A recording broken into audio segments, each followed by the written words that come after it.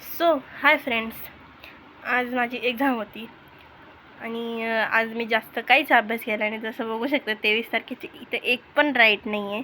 पण कालचा तो 10 चॅप्टर होता तो कंप्लीट केला 11चा. आणि अशा प्रकारे माझी 11 फिजिक्स, केमिस्ट्री, मॅथ्स सगळ्याची 11 झाली आहे. आता फक्त 12th बाकी आहे आणि आज पेपर होता त्याच्यामुळे माझं काहीच झालं नाही. सकाळी फक्त तो 10 चॅप्टर केला कंप्लीट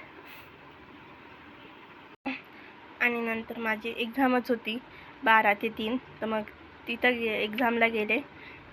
एक्झामवरून डायरेक्ट घरी आले, लायब्ररीत पण नाही गेले आणि झोपी गेले. इतकं डोकं दुखत होतं माझं आज पेपर देऊन आल्यावर. पण पेपर खूप छान गेला मला. मी आल्यावरही चेक केला तर मग खूप क्वेश्चन माझे करेक्ट आणि लास्ट टाईम जे मिस्टेक केली ते झाली नाही यावेळेस माझी.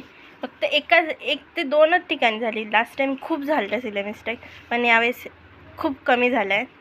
इतका छान पेपर गेला. जास्त करून तर मॅथ गेला मला, नाही तर मॅथ हार्ड असतो, टफ असतो, तर पण खूप छान गेला मॅथ उलट. त्याच्यामुळे मला खूप चांगलं वाटलं पेपर चेक.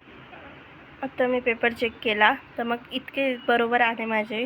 तर मग म्हणलं आता थोडंसं अभ्यास पण करून घेऊ. आज काहीच केला नाही आहे मी, कालचंच केलं. आजचं तर सगळं बॅकलॉग होईल नाही म्हणून मग आता करेल. आत्ता 8 वाजले. 8 ते 12मध्ये जेवढं होईल तेवढं करेल. Thank you for watching.